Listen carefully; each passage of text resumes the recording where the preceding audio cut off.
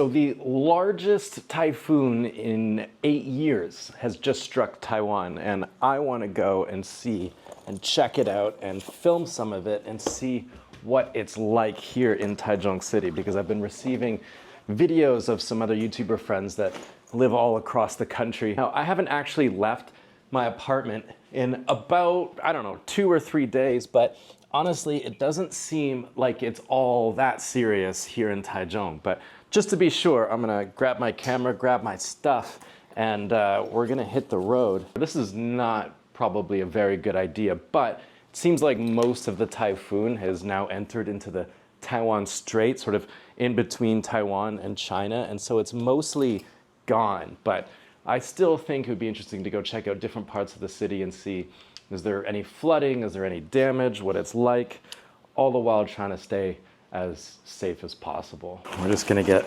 suited up here because, you know, it is a typhoon and that brings a lot of rain, and I'm hoping my cameras hold up because they're not exactly waterproof. And we're also gonna take the scooter today because, well, it's just easier for me to handle in the rain. It's a bit safer.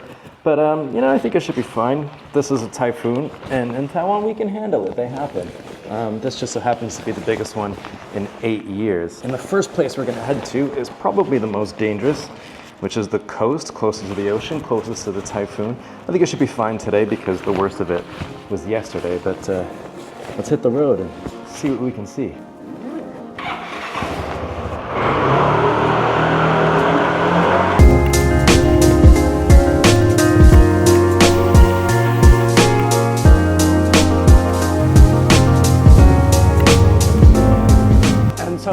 I went into what I thought was going to be horrible weather, but it wasn't that bad at first. Little did I know it was going to get a whole lot worse as the day went on and nighttime approached. When I first set out, it was just like some light rain, some leaves and some twigs blown out onto the road. Wasn't anything too extreme. I was kind of disappointed. But people were still on the roads and people were going about their daily lives like it was nothing, because like I said, you know, it's a typhoon. Here in Taiwan we can handle that kind of thing because they're fairly common. However, this is the biggest one in 8 years apparently, and it's my first one in Taiwan, my first big one that I've experienced here in Taichung. For the 6 years I've lived here, there hasn't really been a typhoon that's been big enough for me to really feel scared. That was up until today. In today's video, as you'll see later on. I did see, however, a dog. It's kind of hard to see because the camera started to fog up a bit, but this poor dog, this cute little dog, was hiding under like a pedestrian walkway bridge. I felt so bad. I wanted to help it, but again, it's kind of a stray dog and it's cold and it's wet and it doesn't have any food or shelter, and so if a stranger approaches it, it'll probably rip your throat out, so I decided to avoid that dog. I headed further and further towards the coast, which I thought was going to be maybe a little bit dangerous because the typhoon was just off that coast in the Taiwan Strait, but it didn't really get that bad. Even as I approached the coal power plants in Taichung, it wasn't really that bad. Fun fact, Taichung has like the 3rd or 4th largest coal burning power plant in the world. But again, it wasn't that bad. I'm in Wuxi district at this point, and that's when I decided to check on my friend Venda, who owns kind of like a pub in this district, but she wasn't there, so I continued on towards Gaomei wetlands, which again is kind of also on the coast, and I thought it was going to be really, really bad, but I was surprised when I got off my scooter. I've made it all the way to the coast. I thought it was going to be a lot more violent than this, but it's actually not that bad. Again, the typhoon is moving away from Taiwan. The coast is just there. You can see these big wind turbines turning. I thought they would be going a lot faster, but it's not really all that bad. It's not that, I mean, it's windy and it's very rainy.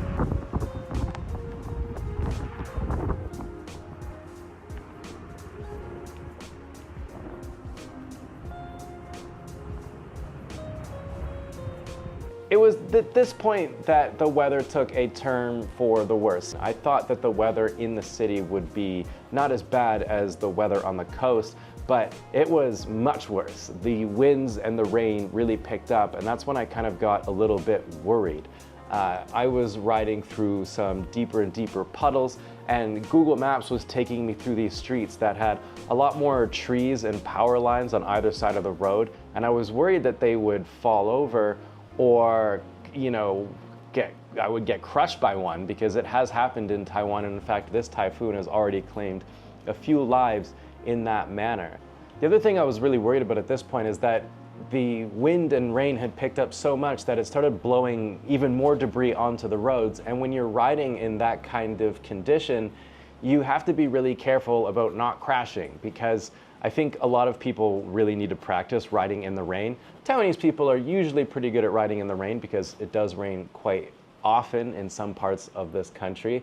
But if you are riding on those leaves that can be really wet, they can also be really slippery, and you can kind of have a bit of a fall. Also, the white painted lines you see on the side of the roads, those can get really slippery when they're wet. I myself have crashed on that back when I lived in China. It wasn't a bad crash, but it surprised me just how slippery those painted lines can be, and you kind of have to avoid those when it's raining. And, you know, I think it's pretty obvious, but not a lot of people seem to practice this, but having enough distance with the vehicles in front of you is important. Like, even though there's a typhoon, the bus drivers in Taiwan don't seem to give a shit and still cut you off. And it's really difficult to have enough braking distance when they're like in a different lane on a different part of the road, and then they cut you off and then you have to brake in the rain. I started thinking more and more as the wind got crazier and the rain got crazier, like how much I shouldn't be here, because I stopped off to check out a river that was like mostly a ravine for most of the year, but at this point it had swelled up into a really strong river. Now you can see this ravine here, it's almost full. You have to excuse the water on the left. But it's not quite at the bridge level, but when it rains in the mountains like this, it gets very, very full. Lots of water coming down here. And at this point it's nighttime, so I can't really see too far ahead of me. And Taiwan Boulevard, the main road here in Taichung, one of the longest and biggest roads, started to flood. And I got to thinking, like, what if something happens? I mean, not even just to me, but to someone else, and I'm the only other person around. What can I do to help this person? Like, I'm just a foreigner. My Chinese is okay. I can probably ask if they need an ambulance, but I don't know, like, how to tell this ambulance what's wrong with the person or even where they are. I'm like a complete liability. And so shooting this video all of a sudden started to feel like a really dumb idea, because I'm just out here filming stuff, trying to make a video for you guys. I just kind of felt the same way I felt when that big earthquake struck. I just grabbed the nearest camera and started shooting.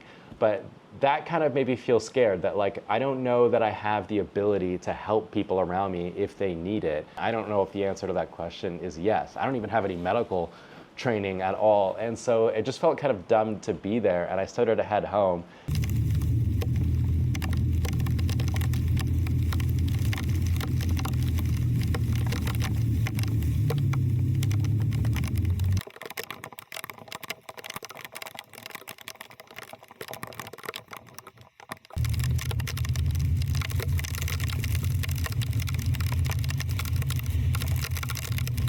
That's when I started to see things like fallen trees, and the water was getting really deep.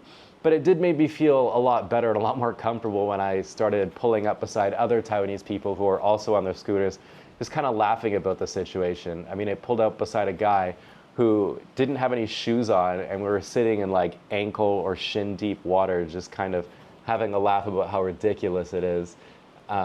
The weather was pretty intense, but people here seem to be fairly used to it and can still get around on their scooters and in their cars. And they just have to drive a lot slower and a lot more cautiously. I think it was the first time I've ever driven in rain that heavy. I mean, it was hitting me so hard, it was actually hurting my hands, which I've never felt before. It was almost like riding through hail. I guess I'm just glad that the weather wasn't that intense here in Taichung. Taichung still didn't really get it that bad. A lot of the flooding, the worst flooding, happened down in Kaohsiung. There's a lot of crazy videos down there, and Taichung still didn't get it that bad.